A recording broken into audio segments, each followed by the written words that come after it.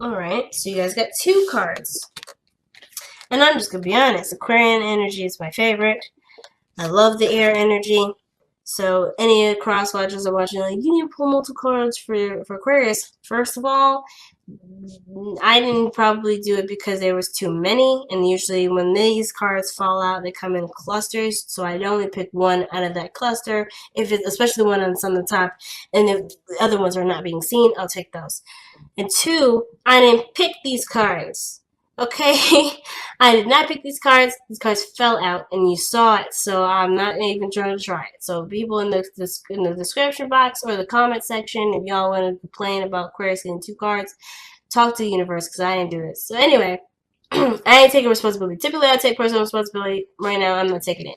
And even if I did, I like Aquarian energy. They may need some extra advice. That's okay. Everybody's got a little bit of Aquarian in them, so this may apply to you too, based off of where your placements are. So just be quiet and just appreciate this reading if you have something that is correlating to Aquarian energy. Now, enough of that BS and going all over the place. Let's get on to your section here. Get on to this reading here. You got Black Moon Lilith here, which has mystery at the very end here, and then you have South Node, which is life's debts. So, biggest thing, this could have a lot to do with not only sexual energy, but also maybe some things that about your past that you may, or a dark part of you that you're coming to understand. And this is you're coming through understanding this part of you, this dark energy about you. This dark energy is not bad energy. It's just an energy where it definitely needs time it needs compassion. It's where our morals and beliefs come from. Like a lot of the structure of who we are, it has 50% dark and 50% light. And I think you're coming to an awareness of your dark energy or your mystical portion of yourself, Aquarius. Sexual energy too, as well as your feminine energy here too. Like you're becoming very aware of this energy, and it's through your karmic debts or perhaps your South Node, where you're comfortable or who you are or where you're home. Now, this could indicate the transit South Node, which right now the South Node is in Capricorn. So life's debts right now, what we're doing, especially with Pluto and Saturn, is we're working through a lot of our, or maybe a lot of debts that we may have in power, or where we may feel like we may not be very powerful in, and there could be something regarding that with Pluto and Saturn in Capricorn right now, while the North Node is in Cancer, which automatically will put the South Node in Capricorn.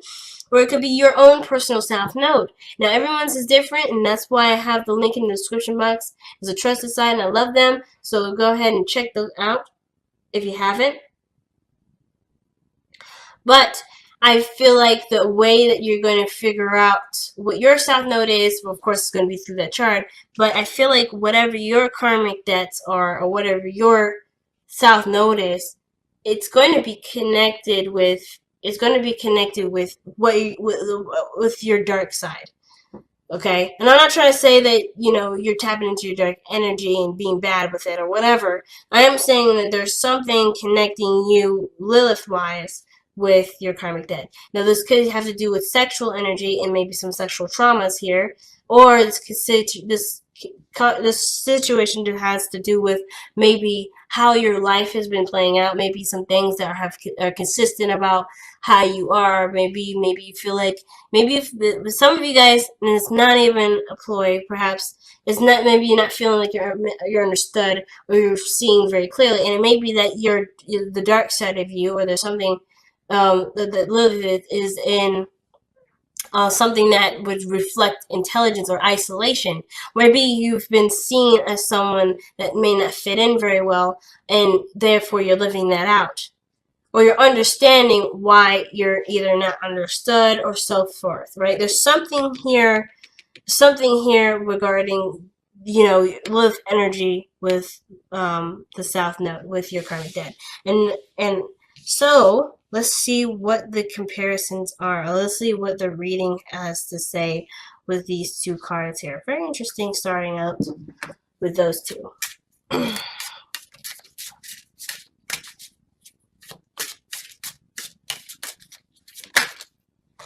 Oh, the Eight of Cups, though. But you're emotionally done. Okay. And you're mostly drained, too, so... But you're striving for something, for what you truly want. Because I feel like you've gone through enough of life's choices, or you've been through enough of the choice things, so the options to know what you want, but it's to know what you're trying to go for. I'm going to be pulling a miniature modified Celtic cross, so it's not going to be typical to all the other ones.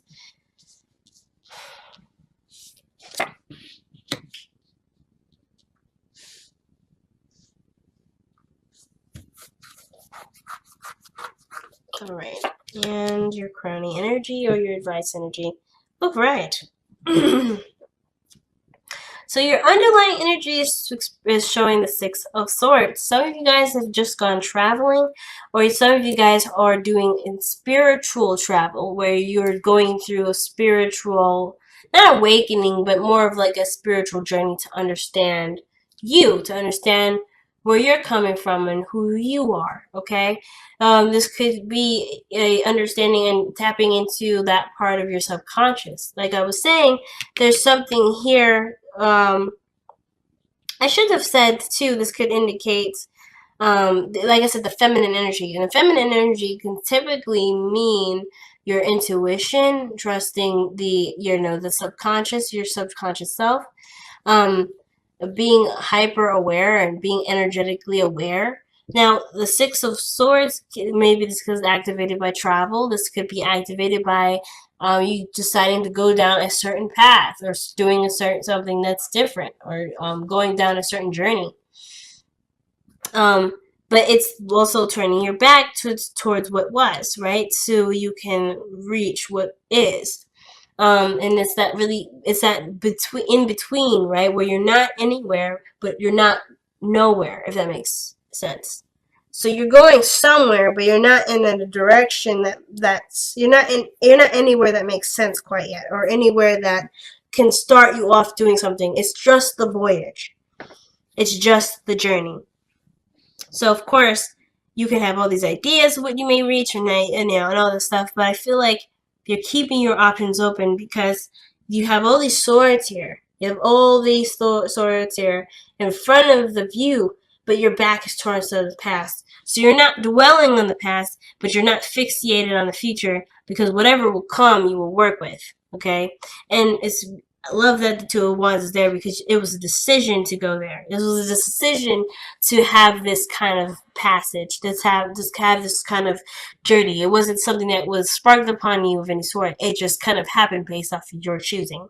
So it's awesome.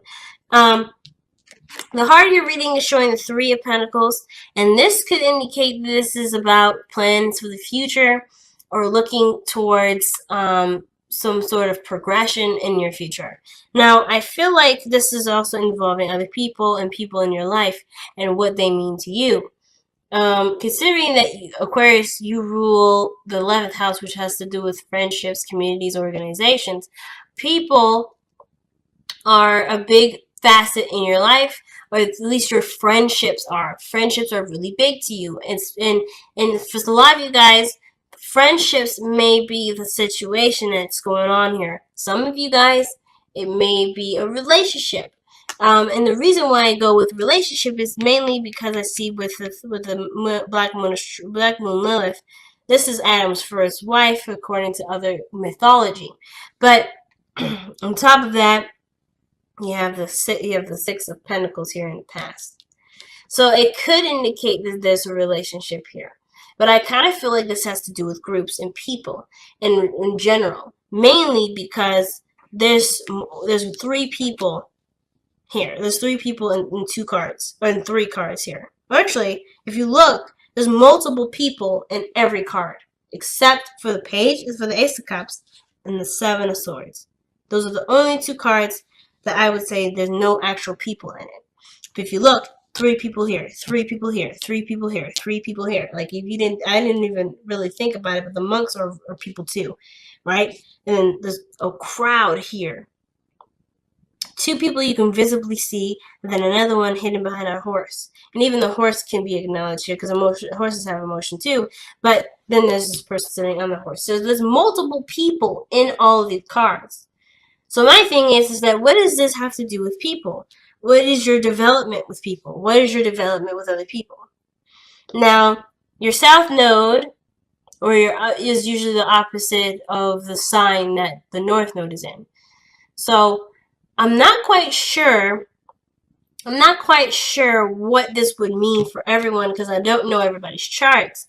But I do know that Capricorn is where is not only success and power and control, but it's also traditions and things in which we are used to. And I feel like right now you're aware of what you're used to and you're breaking out of this. You're breaking out of the traditions, right? You're cleaning up karmic debt by no longer being in debt, by no longer having that sort of mentality that if you're in debt, there's no fixing it. You're going to do something different to clear karmic stuff. Now, this doesn't have to be karmic stuff, too. It could just be old ways of living, old ways of being that you find to be not necessarily benefiting you.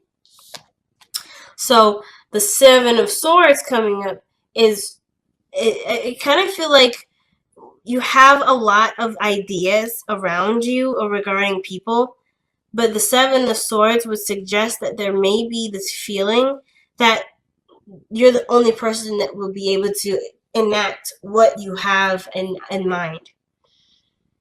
Because one of the things I've noticed is that I feel like Aquarius, you're always the person that's the tallest in every card. You're the priest in the Hierophant. You're the person riding the horse. You're the individual standing on that table there, trying to, figure out what the people are trying to communicate. You're the person that's giving of yourself and balancing the scales in the Six of Pentacles. You're always a person. I feel like you're the person that's like standing up and the one that's presenting itself in the card. And in that regard, are they on the same level to you or are they not? Now, and at the same time, does that mean either you stoop down to that level, or does that mean that you let yourself continue to be the person that you are, but may inevitably leave the people behind? But I feel like the biggest struggle is whether or not you decide to leave and go on your own, or you no longer, or you have plans. Oof, it's really difficult with this one, actually. Because the Seven of Swords is also about taking a risk. So maybe it is going through plans with people and assuming the risk of that.